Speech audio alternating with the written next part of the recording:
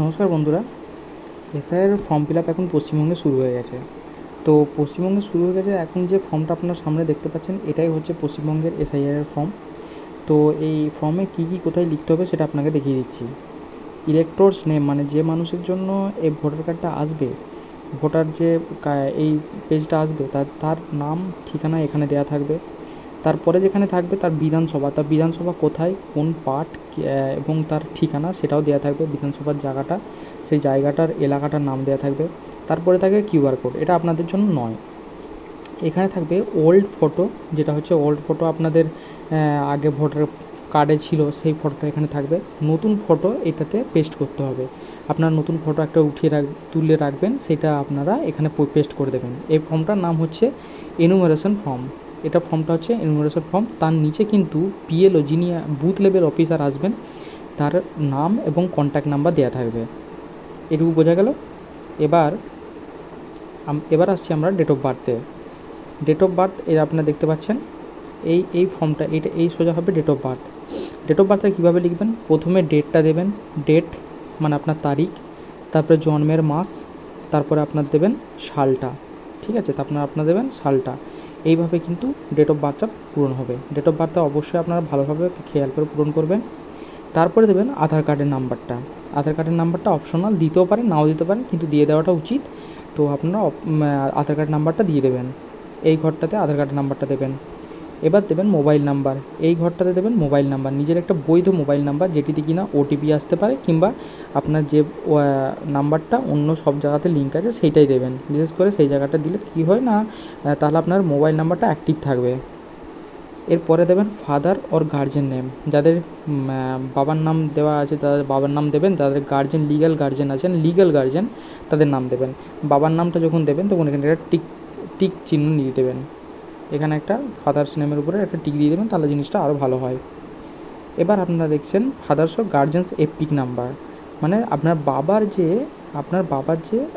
Voter কার্ডের number সেটা আপনারা এখানে দেবেন, এই জায়গাটায় পূরণ করবেন।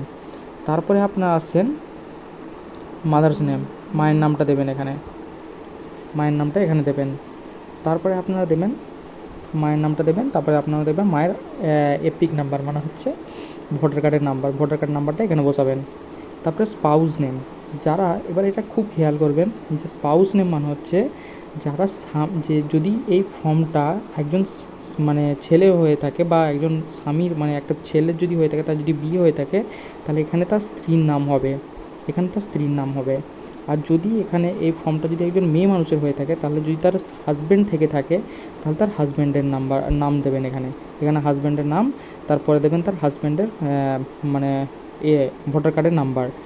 সেম এটা যদি এটা ছেলেদের হয়ে থাকে, তাহলে যদি ছেলেদের হয়ে থাকে এটা, তা এখানে যদি মানে যে যার নাম লেখা থাকবে নিশ্চয়ই তার মানে স্ত্রীর নাম এখানে দেওয়া থাকবে, এবং তার এপিক নাম্বারটা, ভোটার কার্ডের নাম্বারটা এখানে দেওয়া হবে।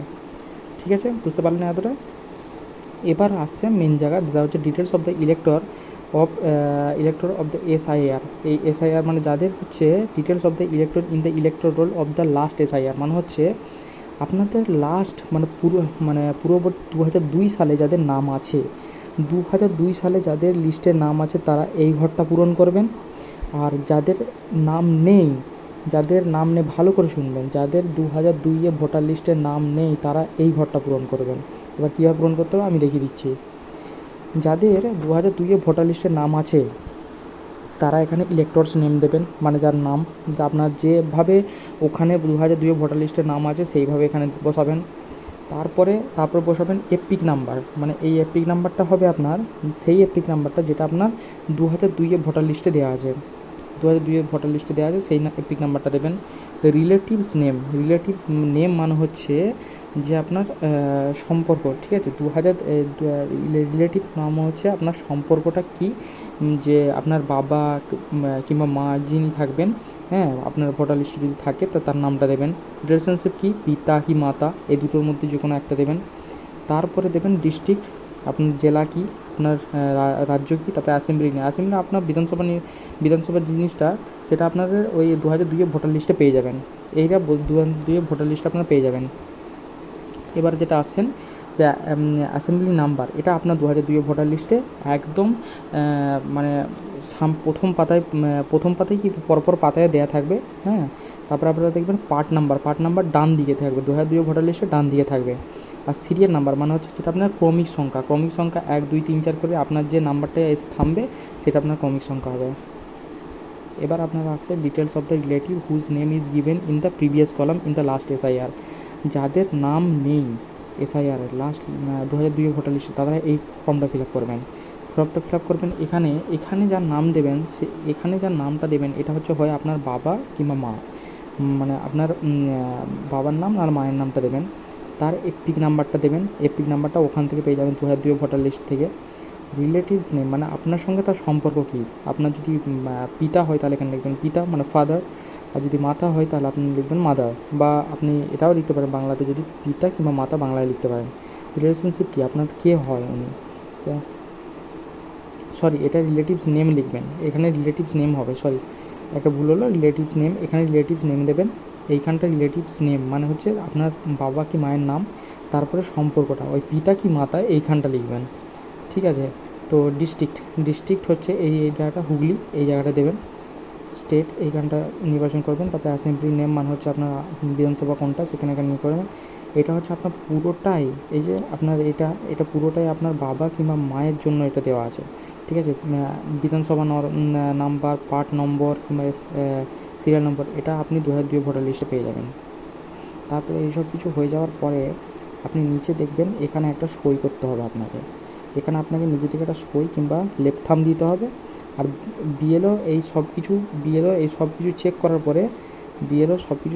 পরে এখানে একটা সই করবে, এইখানটা একটা সই করবে, সেটা আপনার দুটো পেজেই করবে, দুটো পেজ দেখে মিলিয়ে নেবেন। ধন্যবাদ দেখার জন্য। যদি এরকম ইনফরমেটিভ ভিডিও দেখতে থাকেন তাহলে আপনারা সাবস্ক্রাইব করতে পারেন চ্যানেলটাকে।